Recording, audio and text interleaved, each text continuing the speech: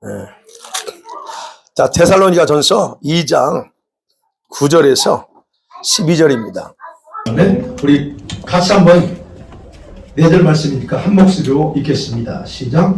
형제들아, 우리의 수고와 애쓴 것을 너희가 기억하니 너희 아무에게도 해를 끼치지 아니하려고 밤낮으로 일하면서 너희에게 하나님의 복음을 전하였노라.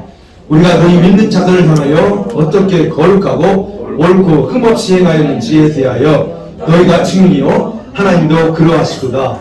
너희도 우리가 아는 바와 같이 우리가 너희 각 사람에게 아버지가 자기 자녀에게 하듯 권면하고 위로하고 경계하노니 이는 너희를 부르사 자기 나라와 영광에 이르게 하시는 하나님께 합당히 행하게 하려 함이라.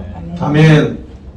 자, 요한계시록을 보면서 오늘 지난주에 제가 흰옷에 대해서 흰옷 입을 조건에 대해서 일반적인 그런 생활과 관계돼서 조건에 대해서 말씀드렸습니다. 그 간략하게 요약하면 하나님 사랑, 이웃 사랑에 충실해야 된다, 그런 말씀드렸죠. 오늘은 그 생활과 관련돼서 우리 성도 내적인 조건이 있습니다. 내적인 조건도 갖춰져야 돼요. 그 내적인 조건이 뭔가요? 그리고 이 흰옷이 더럽혀질 수 있다고 하는 거예요. 그래서 더럽혀지는 죄의 목록들에 대해서 함께 같이 나눌 겁니다. 여기서 말하는 내적인 조건이라는 게 뭐냐면, 저와 여러분이 말씀 따라 실천하면서 삶을 살잖아요. 하나님 사랑, 이웃 사랑하고. 그런데 그냥 되지 않는다는 거예요. 그 삶을 살면 성품이 갖춰져야 된다는 거예요. 내적인 성품이 바탕이 되어 때 이 이웃 사랑, 하나님 사랑이 가능한 거지, 이 성품 없이 그냥 되지 않는다는 거예요. 자, 그런 차원에서 내적인 조건이라고 말씀드렸습니다. 자, 이것에 대해서 제가 좀 이제 명확하게 언급하려고 해요. 첫 번째로, 저와 여러분의 내면에서 어떤 성품이 갖춰져야 되냐면, 나누고 섬기는 삶이 여러분 안에서 갖춰져야 돼요. 아니, 나누고 섬기는 것이 흰옷을 입는 거하고 무슨 상관이 있을까 우리가 생각할 수 있어요. 근데 마태복음 20장 28절에 예수님께서 그럽니다. 내가 온 것은 섬김을 받으러 온 게 아니고 뭐였어요? 도리어 섬기려 하고 자기 목숨을 많은 사람의 대속물로 주려고 왔다라고 분명하게 주님이 말씀하셨습니다. 그 말씀 속에 뭐가 있어요? 나누고 섬기는 것이 그분의 삶의 핵심이라는 거예요. 예수님의 삶의 핵심이 나눔과 섬김입니다. 예수님이 뭘 줬죠? 자기의 생명을 다른 사람을 위해서 나눴습니다. 사람들을 섬기고 헌신했습니다. 그 삶 자체가 바로 예수님의 삶이요, 그게 마태복음 20장 28절 말씀을 그대로 실행한 겁니다. 그게 바로 예수님의 성품이에요. 여러분, 나누고 베풀고 선행을 하는 것은 돈이 있다고 해서 하는 건 아닙니다. 돈이 많기 때문에 하는 거, 그건 아니죠. 자동적으로 되지 않죠. 맞죠? 내 주머니 돈 있어도 자동으로 안 됩니다. 돈이 없어도, 어떤 사람은 돈 없어도 됩니다. 그게 자동으로 되는 게 아니라는 거예요. 그 말은 무슨 말이냐면, 그 사람의 온유한 성품과 깊이 연관되어 있다는 얘기예요. 우리가 행하는 선행들은 우리의 성품과 연결되어 있지, 그냥 자동으로 되는 건 아니다는 거예요. 그럼 나눈다고 하는 건 뭐죠? 주는 겁니다. 그죠? 그럼 무엇을 주느냐 하는 게 문제죠. 무엇을 줄까요, 그럼? 나누는 무엇을 줘요?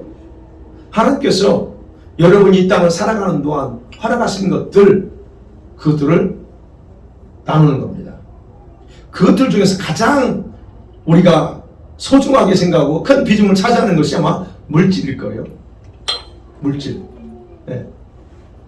그런 면에서 여러분요, 여러분과 제가 이 나누는 데 있어서 가장 힘들어하는 부분이 또 물질이에요. 그래서 여러분이 진짜 나누고 베풀고 하는데 익숙해지려면 여러분 물질을 넉넉하게 뿌려주는 게 좋습니다. 그게 훈련이 되면 여러분 어떤 것도 다 줄 수 있어요. 물론 이제 목숨을 바치는 건 또 다른 차원이지만 우리 그런 차원이에요. 그럼 물질은 하나님께서 이 땅에서 우리가 살아가는 동안 왜 줬을까? 천국을 위해서 가난하고 불쌍한 자들에게 마음껏 사용해서 자기 집을 지을 재료로 사용하라고 주었다라고 생각하는 게 오히려 우리에게는 더 그게 은혜가 되고 축복입니다. 열심히 일하고 노력해서 법니다. 그거를 남한테 쓰지 말라는 거예요. 그게 잘못은 아닙니다. 그러나 여러분만 있으면 여러분은 하나님 앞에 아무도 쌓을 수가 없어요. 자, 그런 부분이에요. 그래서 주님이 우리에게 많은 부분에서 욕심을 부리시는 게 물질이거든요. 물질이 많으면 많을수록 쉽지 않아. 그러면 나눈다고 하는 것은 여러분 물질에 대한 욕심을 버리는 연습하라는 거예요.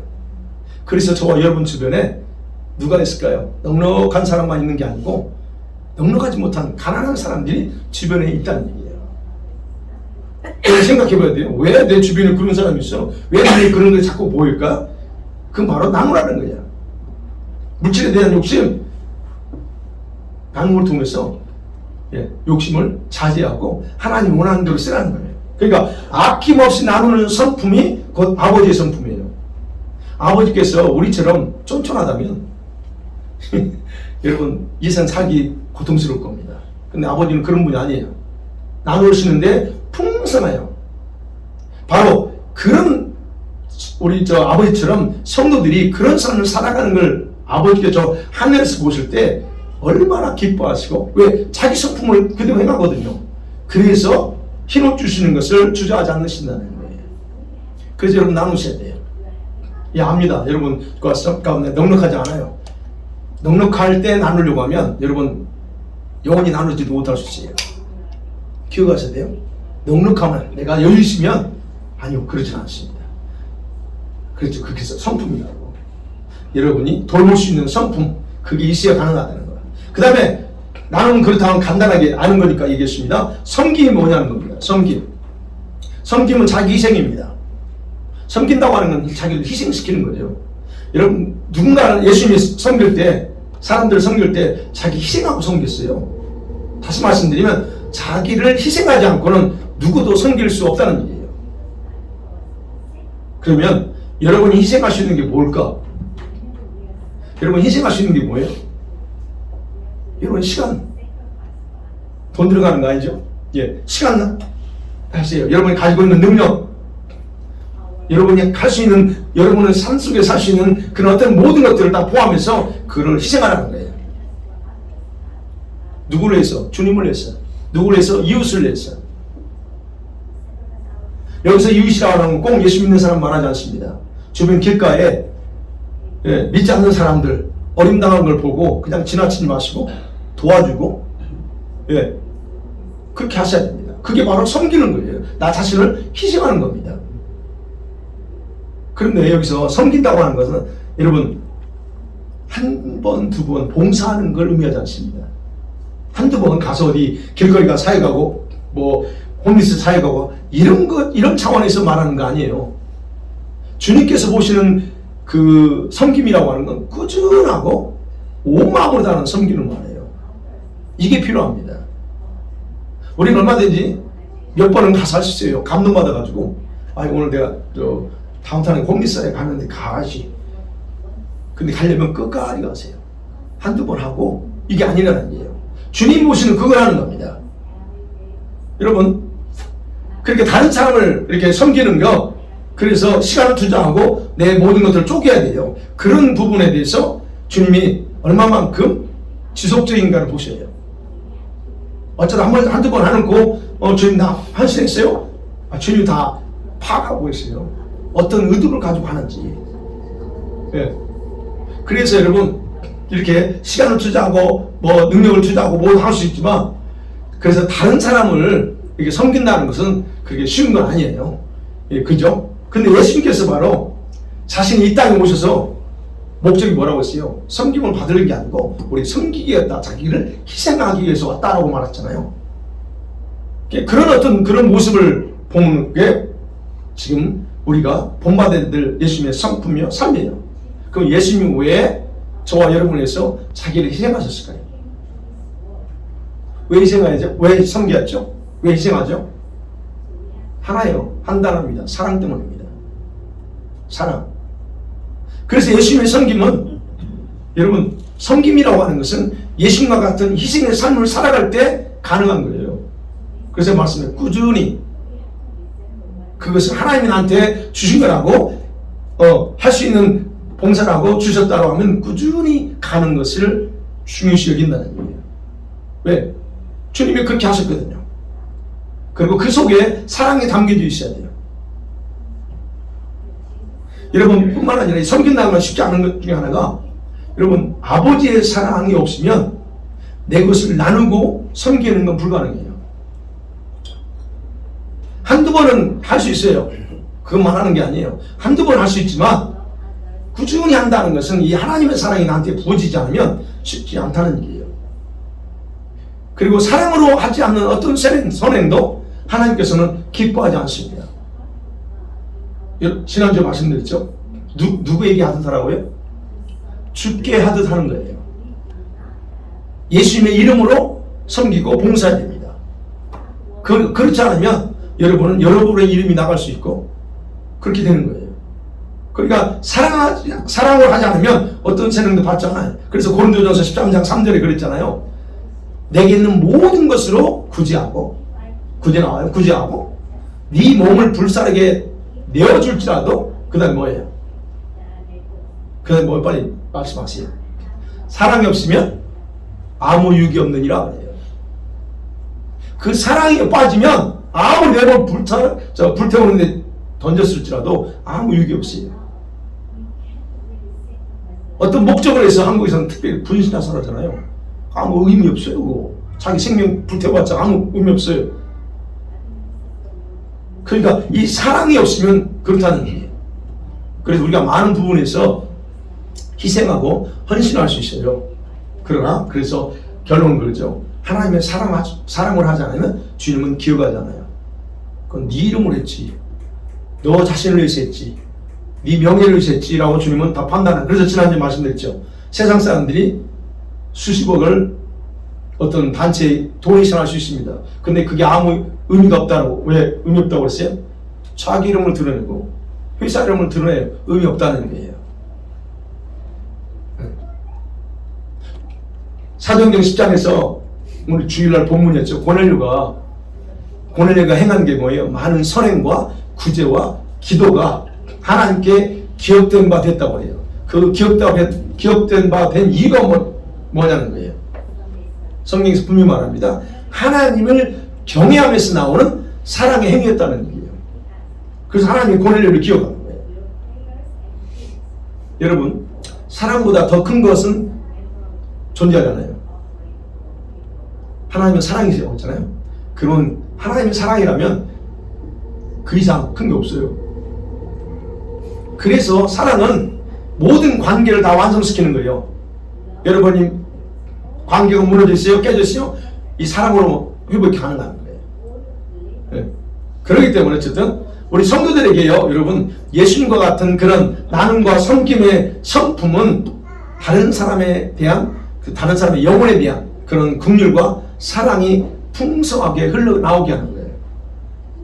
그래서 기억하셔야 돼요. 저 여러분 성품 속에 이 성품이 있는가 확인해 보세요.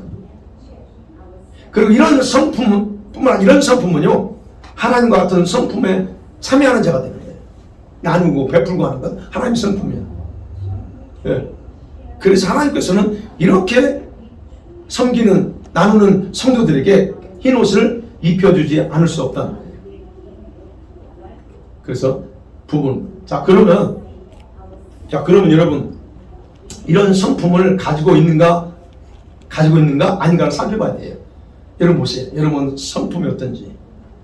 나누는 걸 좋아해요? 아니면 섬기는 걸 좋아합니까? 보세요. 한번 보세요. 스스로 보세요. 이런 나눔과 그러면 섬기는 성품은 어떻게 얻을 수 있을까요? 우리가 여기 앉아 계시면 다 똑같지 않아요? 그죠? 다 똑같지 않아요? 그러면 그 나누고 섬기는 성품이 나한테는 있는 것 같은데 다른 집사님은 그게 없어. 왜 그럴까요? 동일하게 있어야 될 것 같은데 동일하지 않아요.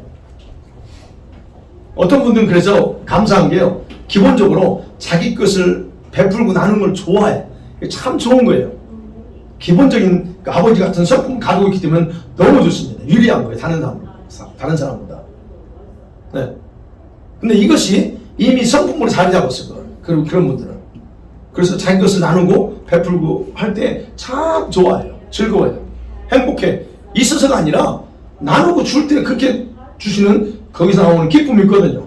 즐거움이 있죠. 믿습니까? 아니, 해본 적이 없기 때문에 아멘을 안 하는 거야. 아이고, 정말.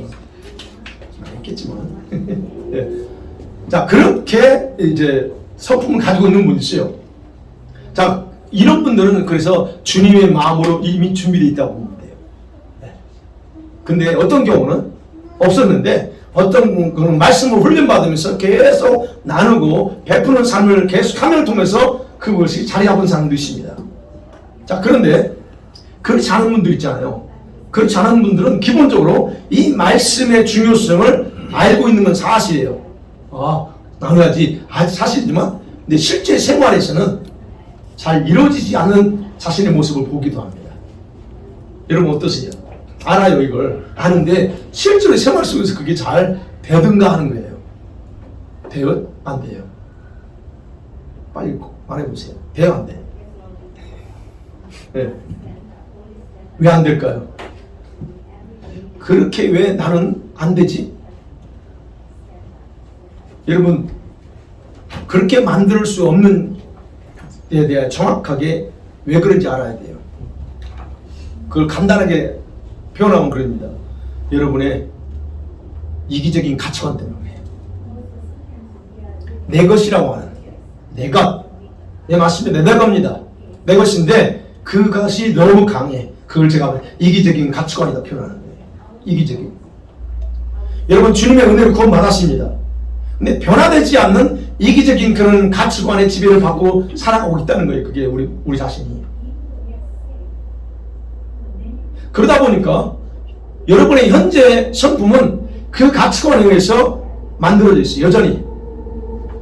잘 보셔야 돼요. 여전히 그 이기적인 성품의 그 가치관에 근거해서 내 성품이 그렇게 만들어지고 빚어져 있어요. 성경은 이런 이기적인 가치관의 출처를 뭐라고 말하냐면 야고보서 여러분 3장 15절을 말하면 세상적인 거라고 그래요. 정욕적인 거래요. 더 나아가서 심하게 마귀적인 것이다 말합니다. 마귀적이래요. 그럼 언제 누구에 의해서 내 안에 그런 이기적인 가치관이 만들어졌을까요? 언제 이놈의 가치관이 언제 만들어졌어요? 여러분 어렸을 때부터 만들어졌어요. 어렸을 때부터 학교에서 선생님부터 가르침 받는 거예요. 선생님이 잘못 가르쳤다는 게 아니에요. 좋은 거 가르쳤어요. 근데 그 말씀대로 그 가르침대로 따라왔는데 그 가르침이 성경과 상반되는 것들이야. 또 어떤가? 살아가면서 좋은 분들 만났습니다. 멘토도 만나고 주변에서 자기를 이해해주고 하는 분들한테 힘들고 하면 그분들과 대화하면서 이런저런 얘기 듣습니다. 거기서 또 뭔가 얻습니다. 이렇게 되는 거야 저렇게 되는 거야 하면서 얻었습니다. 그런 충고와 가르침을 통해서 우리 안에 서서히 가치관이 세워졌습니다. 친구들과 관계도 마찬가지고 그 다음에 살면서 부딪히는 경험들 통해서 이렇게 하면 내가 손해보는구나, 이렇게 하면 내가 억울하구나, 이런 거 하나를 다 경험하면서 내 안에, 여러분 안에 그런 가치관이 세워졌어요. 그런데 이런 소스들이 과연 성경적일까? 성경적으로 맞을까? 맞지 않을까? 생각해 볼 때 맞지 않는 게 너무 많다는 거예요. 세상적인 가치관은 뭐라고 그래요? 나누는 거? 정신 나갔어? 네가 어떻게 해서 열심히 그렇게 해서 얻은 지위고 얻은 돈이고 얻은 명예인데 그걸 어떻게 다 때려치우고 또 나누고 그럴 수 있어? 이게 바로 세상적인 가치관이에요. 여러분이 만일에 그렇게 한다면 주변에서 말릴 거래 아마. 정신 나가도 하지 말고 좀 믿어도 적당히 믿어 이런 식으로 나갈 거래요. 왜 그래요 그게?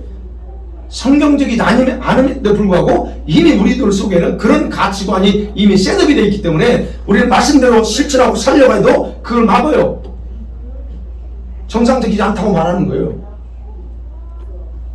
그런데 그럼에도 불구하고 어떻게 했습니까? 우리는 그것들에 의존해서 살아야 된다고 배웠기 때문에 지금도 그렇게 살고 있고 예수 믿고 구원받았음에도 불구하고 여전히 그렇게 사는 게 현재 우리 모습이라는 거예요. 그런데요, 기억하셔야 될 건 여러분과 제가 예수 믿고 그 주님의 자녀가 되었다면 우리들은 이제 이런 세상적인 가치관, 이기적인 가치관이 아니라 무슨 가치관이요? 이 성경의 가치관, 말씀의 가치관 또는 제가 표현합니다. 천국의 가치관을 가지고 살아야 되는 게 정상입니다. 즉, 그게 정상이에요. 근데 우리가 그렇지 않다는 얘기예요. 여러분이 흰옷을 입고 신부가 되고 싶은 마음이 간절하다 하면 바로 오늘부터 여러분 지금까지 믿음 생활하면서 지켜왔던 이런 가치관들을 하나하나 다 말씀의 근거에서 다 때리 부수고 다시 세워야 되는 그 작업을 주저해서는 안 됩니다. 여러분이 비록 하나님 말씀을 이 말씀 중요하다고 알죠? 말씀 얼마나 이 말씀의 중요성을 강조합니까? 그러죠? 말씀이 중요해. 은사보다 말씀이 더 중요해. 예, 말씀이 중요합니다. 생활에 우리의 믿음 생활의 법입니다. 라고 말할지라도 여전히 보세요. 여전히 여러분의 생각과 행동의 기준이 뭐였냐는 거예요. 말씀이 아니요. 말씀보다는 여러분 머릿속에 저장되어 있는 데이터가 있어요. 가치관의 데이터들이 있어요. 그대로 움직이고 사는 걸 봐요. 이건 저 얘기도 합니다. 뭐 여러분만이 아니에요. 저의 얘기도 해요. 그걸 발견한다는 거예요. 내가. 그래서 손해보면 확 열받아. 그죠? 손해보면 아니 에이씨 하면서 씩씩거리죠. 조금만 해도. 그러면 왜요? 아니 그냥 주님대로 말씀대로 하면 뭐 그럴 수 있겠지 하면서 뭐 이렇게 그냥 넘어가 두는데 안 그래. 내 속에서 올라오는 게 그런 식으로 나와요.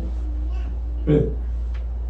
여러분과 제가 예배하면서 은혜 받고 또 여러분 은혜 뭐 받을 만한 은혜 다 받아야 돼요. 다 받아야 됩니다. 근데 은혜를 다 받을 수 있고 그리고 또한 성령도 여러분이 경험할 수도 있습니다.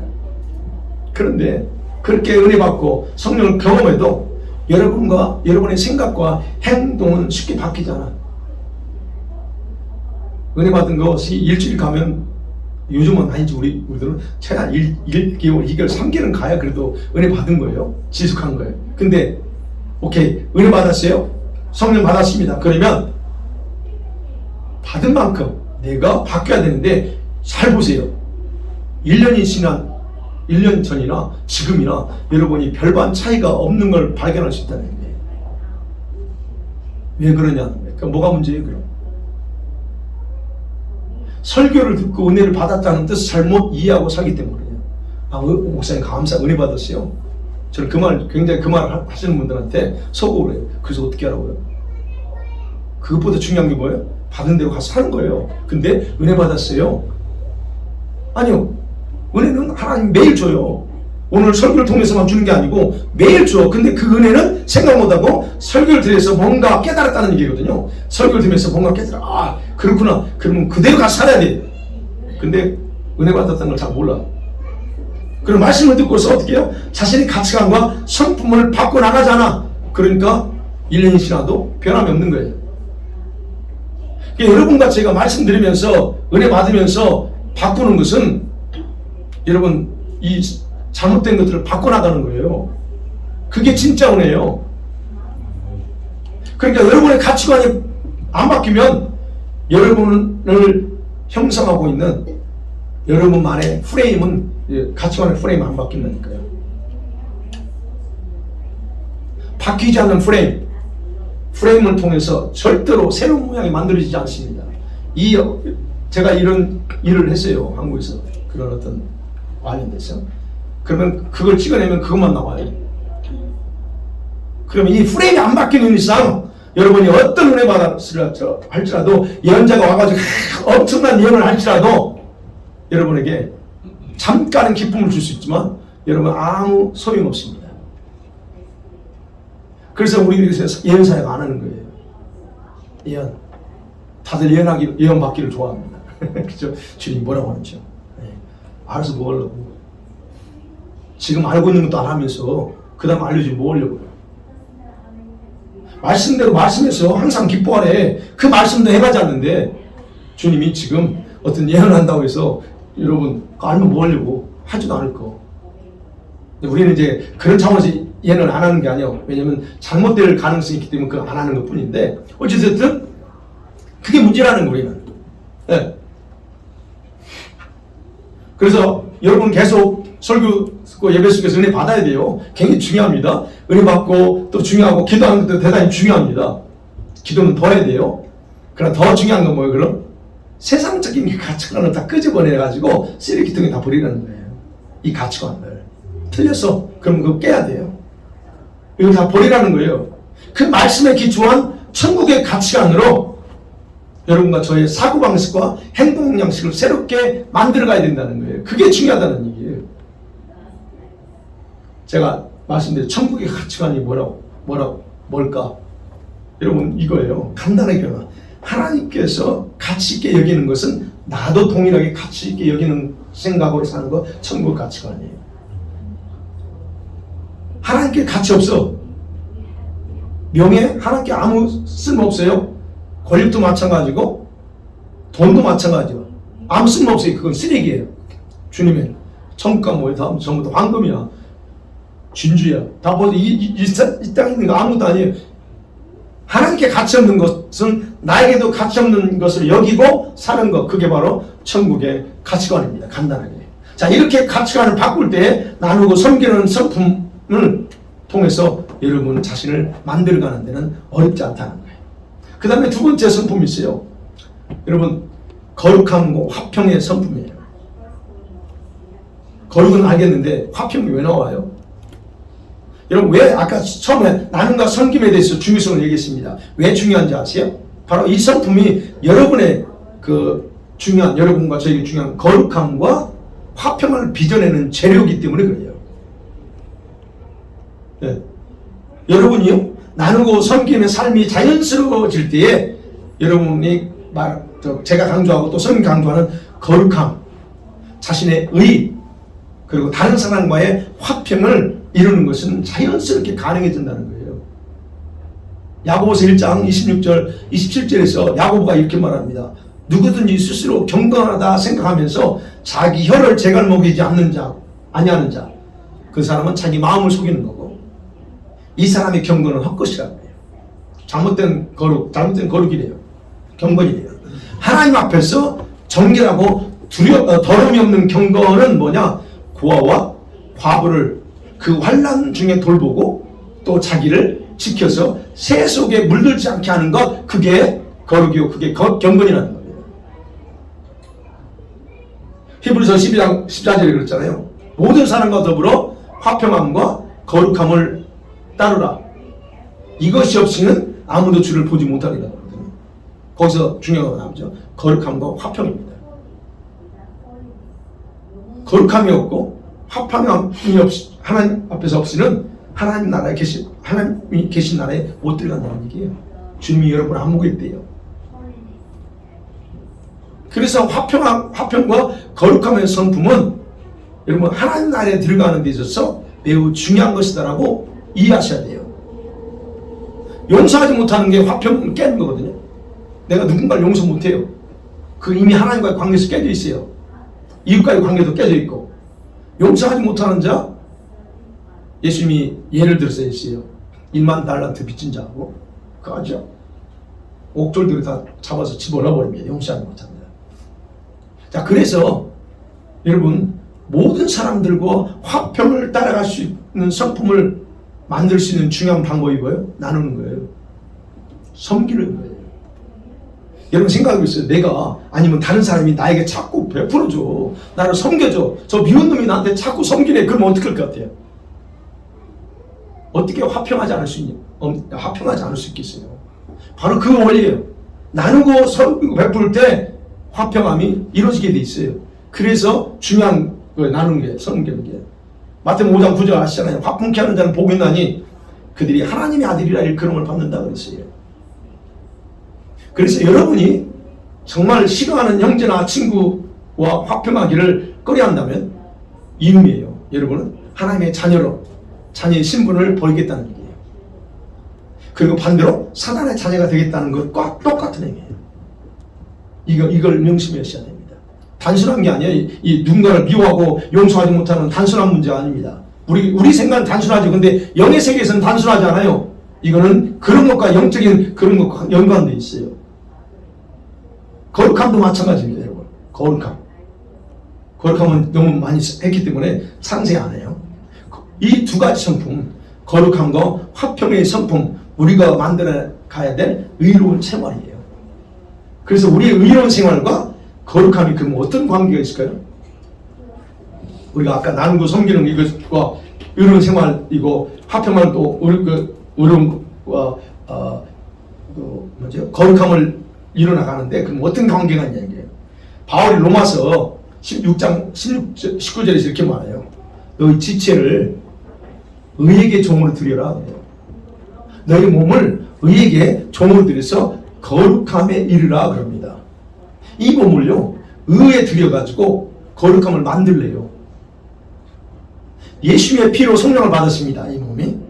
근데 이 몸을 마치 의에게 종으로 바치는 것처럼 살아갈 때에 그런 나의 삶이 거룩함을 만들어지게 한다 하는 거예요. 그 말이. 그래서 나누고 섬기는 것은 여러분의 행동과 생활이 만들어낸 의가 되는 것이고요. 거룩함이라고 하는 것은 그런 의로운 생활의 열매로 맺어지는 거예요. 그래서 하나님께서 그렇게 사는 이런 우리의 삶의 모습을 보시고 여러분 우리에게 거룩함의 옷을 입혀주시는 겁니다. 흰 옷을 입혀주시는 거예요. 그래서 이런 모든 것들은 근데 저와 여러분 성품이 바뀌어야 돼요. 천국에 속한 성품과 인격으로 빚어져야 가능하다는 얘기예요. 아까 서두에서 말씀드렸죠. 나누고 섬기는 걸 기본적으로 성품이 있는 분들은 유리한 고지에 있어요. 그러나 그렇지 못하다면 여러분 우리는 이 부분에 대해서 준비하셔야 됩니다. 성품과 인격,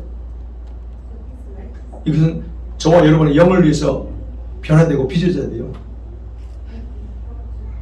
이런 성품은요 저와 여러분의 영을 위해서 그럽니다. 영. 자, 그 부분 제가 또 안 할 거예요. 나중에 또 기회 되면 하고. 자, 그래서 저와 여러분이 흰옷 입고 예수님의 신부가 되려고 하면 반드시 이 과정을 거쳐야 돼요. 그냥 되지 않습니다. 여러분의 거룩하고 화평을 추구하는 사람인지 아닌지를 확인할 수 있는 방법이 있습니다. 어떤 방법일 것 같아요? 알면서도 실제로 생활하지 않는 거, 그거 보면 알아요. 아, 내가 별로 거룩함을 추구하지 않는구나, 이거예요. 안 하고 여러분 이유되죠.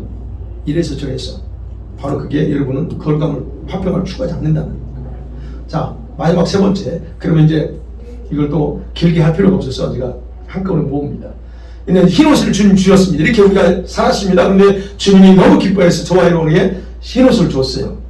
속은 이미 받았고 흰옷을 주셨습니다. 그런데 흰옷을 입고 삽니다. 근데 흰옷을 입고 살아가는데 이 흰옷이 여러분 영원히 깨끗한 상태로 남을 건가 아니면 더러워질 건가 하는 거예요. 어떻게 생각하세요? 흰옷은 더러워집니다. 우리가 여기서 저도 흰옷을 좋아해요. 흰옷은 저한테 잘 어울립니다. 아주 잘생겨 보이고 잘 어울려요. 근데 흰옷을 자주 못 입는 이유가 금방 표시가 나버려요. 그죠? 금방. 특별히 제가 흰옷을 입고 먹고 밥 먹을 때 보면 꼭 옷에 뭔가 티를 만들어요. 그만큼 흰옷은 아무것도 아닌 것에 여기서 금방 이게 티가 나요. 바로 흰옷은 그렇다는 거예요. 흰옷은 우리 아버지께서 우리 저와 여러분의 흰옷을 입혀줬습니다. 그러면 그 흰옷은 우리 의롭지 못한 행동에 의해서 순식간에 점과 티와 흠을 만들어버린다는 거예요.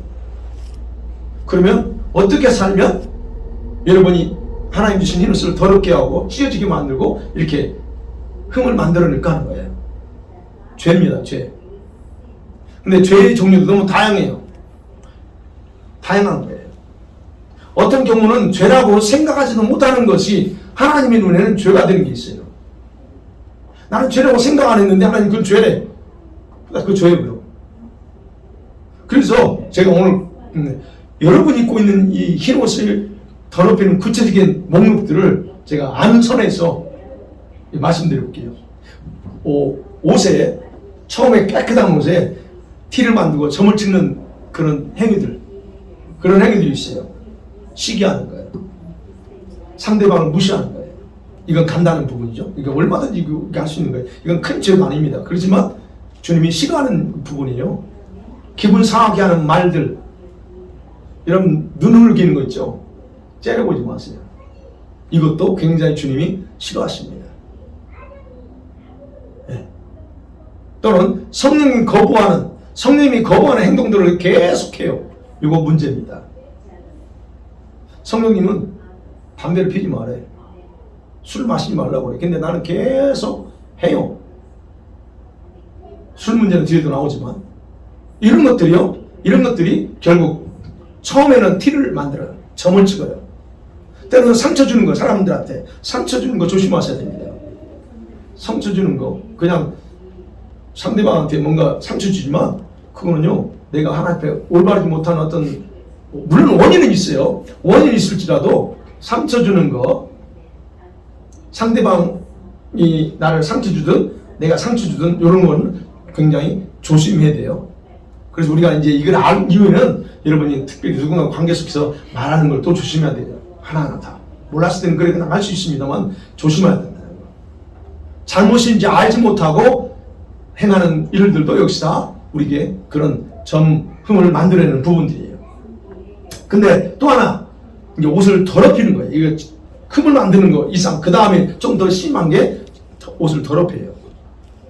여러분 아이들이 밖에 나가서 놀 때 더럽히는 거 생각하고 노나요? 안 놀아요. 그냥 입었으면 그냥 나가 노는 거예요. 생각 없이 놉니다. 근데 우리가 바로 그런 거예요. 옷을 더럽히는데 아무 생각 없이 해요. 여러분 그 중에 몇 가지 말씀드릴게요. 거짓말하는 거 굉장히 심각합니다. 거짓말하지 마세요. 하나님의 진실을 하셔야 됩니다. 이거 흰옷 입은 사람, 이게 그냥 속옷만 입는 일반적인 사람들이야 그냥 뭐 어린아이 같으니까 그렇지만 흰옷 입었다고 하는 것은 여러분이 성장했다는 거예요. 그리고 여러분의 영이 그만큼 성장하면서 주님 인정했다는 거예요. 그럼 인정한 사람들을 판단하고 바라보는 그 기준이 높아요. 거짓말. 속옷만 입었을 때는 그냥 거짓말해도 그냥 모르니까 어린아이니까 그렇지만 커서는 아니에요. 거짓말이 나쁘다는 걸 안 이유에는 그거 심각해 보시는 거예요. 그러면 우리가 흰옷 입은 상태라면 이 거짓말, 그 이후부터는 거짓말을 주님이 심각하게 보세요. 그게 바로 주님이 흰옷을 순간에 더럽힙니다. 아까 말 술, 담배 피는 거, 요거 아무것도 아닌 것 같죠? 아니 자꾸 성경적으로 이렇게 술 먹지 말라는 게 어디 있습니까? 네. 술 취하지 말라고 그러지. 그거잖아요. 술 취하지 말라고 그러지. 술 먹지 말라고 어디 있어요? 예. 대답은 얼마든지 돼 있죠. 신학적으로도 얘기할 수 있고. 담배는 더 없어요. 마약은 더 없고. 그죠? 그럼 어떻게 할게요? 이거 뭘로 접근해서 이기게 돼요? 마약하는 사람 와가지고 아니 성경 오지 마약하지 말라고 어디 있어요? 여러분 이런 부분에서는 신학적으로 접근해야 되고요. 그 다음에 우리가 어떤 존재에 접근해야 되고 영적으로 접근해야 돼요. 바로 이런 부분이에요. 우리가 이런 거 하게 되면 주님이 여기서야 이런저런 일을 가지고 많이 얘기할 수 있지만 주님이 판단하는 건 다르다는 얘기예요. 그래서 술 먹고 담배 하는 거 이거 심각합니다. 그러니까 흰옷을 입은 정도면 주님이 굉장히 인정하고 기뻐했던 사람이야. 근데 그 기뻐한 사람이 이렇게 술, 담배 이런 거 한다? 아니 나 같아도 기분 나쁘죠. 이거예요. 그래서 중요한 겁니다. 다른 사람들 향해서 비아냥거리는 거, 수근수근 비난하고 비판하는 거 이거 심각하게 보셔야 돼요. 이런 것들은 그 순간에 여러분 흰옷을 더럽힙니다. 교만한 말과 행동들도 역시 포함됩니다. 그래서 조심하셔야 돼요. 왜? 그 다음에 옷을 찢어버리는 행위가 있어요. 옷을 더럽힙니다. 그럼 더럽히면 이걸 회개함을 통해 빠른 건 좋은데 근데 옷을 완전히 이거 찢어버리면 어떻게 돼요? 이건 수리가 안 돼. 이런 부분이에요. 이건 심각한 거예요.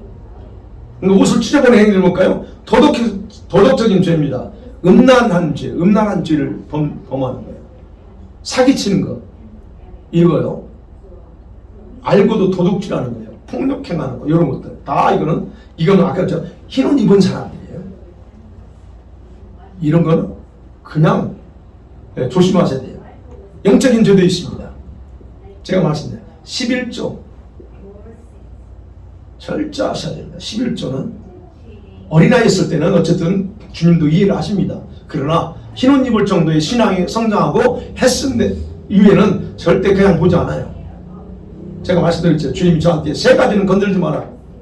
11조 주의 날 주의 종 건들지 마. 이건 내 거야. 그랬어요. 저한테. 그러면 11조는 여러분께 아니에요. 그러면 흰옷 입을 정도면 충분한 신앙, 이 모든 걸 알고 있다는 게. 그런데 그 11조 이거 어찌 주일 마찬가지예요. 혈기 분노 폭발하는 거, 이런 것들 알고도 의도적으로 짓는 죄. 그렇죠? 동성애, 이건 더 말할 것도 없죠. 죄를 동조하는 겁니다.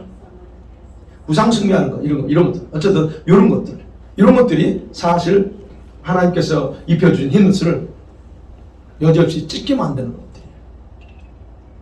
제가 옛날에도 설교 왔는데 동성애나 다른 종교에도 구원이 있다라고 말하는 순간 여러분의 영혼은 말씀을 저버린 겁니다. 말씀을 저버린 것이고 마음으로부터 하나님을 버렸어요. 그 사람이 목사일건 장로일건 상관없어요. 이미 동성애 그럴 수도 있지라고 동성애 자체를 죄라고 말하지 않고 죄라고 인정하지 않고 또 다른 종교에도 구원이 있다라고 종교 다음지로 가는 경우 그 순간에 그는 하나님 버린 겁니다. 사단을 따르기로 결정한 거예요. 그래서 그게 죄예요. 그런 사람, 그런 목회자들 너무 많습니다. 한국에 지금. 그러면 그 순간에 여러분이 믿는 하나님은 성경의 하나님이 아니라 사단이에요. 그렇게 바뀌어요. 영계에서 바뀐다는 제 말씀드려요. 우리 눈에는 안 보입니다. 영계에서는 순간에 바뀌어요. 주인이 바뀝니다. 그래서 그런 사람 다 지옥 가요. 목회자들, 그런 목회자들 여기서 또 얘기하면 안 돼요. 저한테 그런 은사가 있다고 그랬어요. 근데 제가 그걸 안 해요. 은사가 있어야 이 사람이 지옥 갔는지 아닌지 알 수 있어요. 그렇지만 그거를 문제가 될 수 있기 때문에 얘기 안 해요. 이게 영의 원리라는 거예요. 영의 원리예요. 영의 원리를 모르니까 그냥 이러나. 자, 그래서 이제는 이 모든 것들을 여러분이 정확하게 이해하면 살아야 됩니다. 그래서 여러분이 행하는 크고 작은 일들, 사소하고 가볍게 여기는 일 속에서 죄가 된 것이 아닌 것이 많아요. 그러나 그 모든 것들에 대한 판단은 주님이 하신다는 거예요. 그 주님이 그 행위들이 죄라고 여기면 죄가 되는 거예요. 맞죠? 원하지 않는 일이라면 그렇게 되는 거지 내가 결정하는 게 아니라는 거예요. 신학이 결정하는 게 아니에요. 주님이 이건 죄야라고 말하면 죄인 거예요. 그렇다는 거예요. 그래서 여러분이 행하는 일들에 대해서 주님께서 어떻게 판단하실 건가를 먼저 생각하셔야 되고, 그리고 뭔가를 하려고 할 때, 말하려고 할 때 생각을 하셔야 돼요. 모든 말과 모든 행동이 바로 저와 여러분이 입고 있는 주님 주신 흰옷의 그대로 영향을 좀 반영하기 때문에. 바울이 오늘 본문에서 그러죠. 데살로니가 교회에서 사역하면서 자신이 입은 흰옷을 더럽히는 일을 하지 않았다고 말합니다. 12절 그랬죠. 이는 너희를 부르사 자기 나라와 영광에 이르게 하시는 하나님께 합당하게 행하려 함이라. 그 다음에 10절도 그랬죠. 너희 믿는 자들 향하여 어떻게 거룩하고 옳고 흠없이 행하였는지 그럽니다. 합당하게 했어요. 그는 그랬다는 거예요. 그리고 그는 주님 앞에 설 때에 가장 중요하게 준비되어야 될 게 바로 거룩함이라고 말합니다. 고린도서 1장 22절에 그래요. 이제는 그 육체의 죽음으로 말미암아 화목하게 되사 너희를 거룩하고 흠없고 책망할 것이 없는 자로 그 앞에 세우고자 하셨으니 그래요. 주님이 주님 앞에 우리를 거룩하게 세우려는 게 목적이에요. 네. 데살로니가전서 3장 13절도 역시 동일합니다. 예수님께서 강림하실 때 우리 하나님 아버지 앞에서 거룩함이 흠이 없게 하시기를 원한다라고 동일하게 말합니다. 자, 그렇기 때문에 여러분과 저의 흰옷의 재료는 여러분의 성품이 만들어낸 의와 거룩함이라는 흰옷을 더럽히지 않는다고 하는 그 표현은 다시 말씀드리면 여러분의 거룩함에 흠내지 않는 거라는 의미입니다. 점과 티, 흠, 이거는 어떤 색깔의 옷을 입었느냐 약간 다르게 보일 수 있잖아요. 그런데 하얀 옷에는 분명하게 드러난다는 거예요. 네. 그러니까 저와 여러분이요 입고 있는 이 주님이 주신 흰 옷에 흠과 점과 티가 묻었다면 주님의 눈에 더욱 선명하게 보여요. 그래서 이것들을 이런 어떤 부분들을 내가 아닐 거야 이게 아니고 주님이 눈이 어떻게 보실까를 먼저 딱 보셔야 된다. 생각해야 된다. 바로 거룩함이 그런 거라는 거예요. 거룩함. 결론입니다. 사랑하는 성도 여러분, 구원의 속옷은 하나님 공짜로 주셨어요. 믿으니까 좋습니다. 그러나 흰옷은 공짜로 안 줘요. 저와 여러분의 거룩한 삶의 모습들에 근거해서 주십니다. 흰옷을 깨끗하게 지키는 것이 바로 하나님의 뜻이에요. 그래서 네. 여러분이 여러분 흰옷을 거룩함의 상태로 계속 보존해야 됩니다. 그게 중요한 거예요. 그게. 네. 그럼 흰옷을 보존하는 것은 왜 중요해요?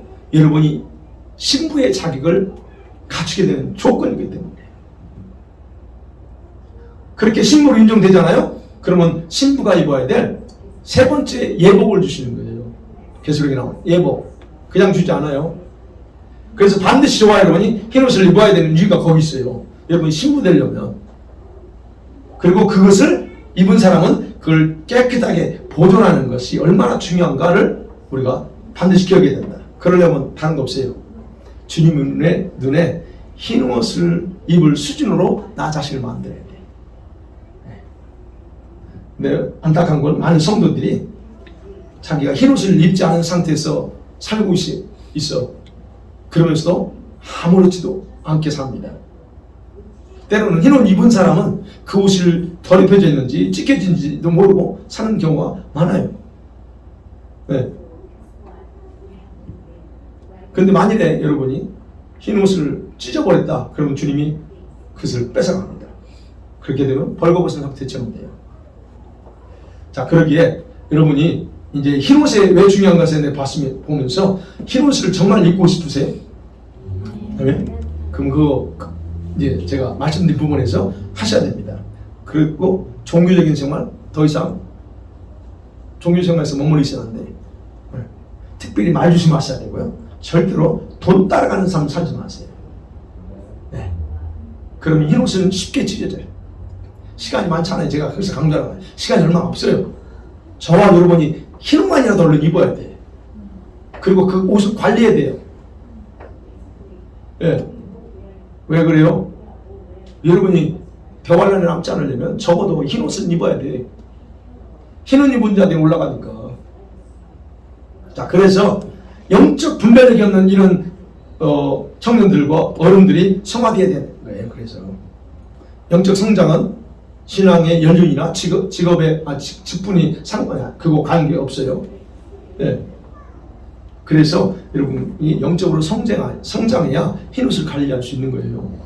여러분이 성장 안 하면 아무리 주님이 옷을 좋은 걸 주셔도 그 관리 못해요. 아이들이 좋은 옷 입혀줘봐요. 아이들이 관리할 줄 알아. 그래서 여러분이 성장해야 된다는 거예요. 그래서 자꾸 종교적인 생활 그만하라고 이제는 성장을 추구해라고 제가 강조하는 겁니다. 그러려면 어떻게 해요? 예, 말씀과 기도, 이 생활이 기본이에요.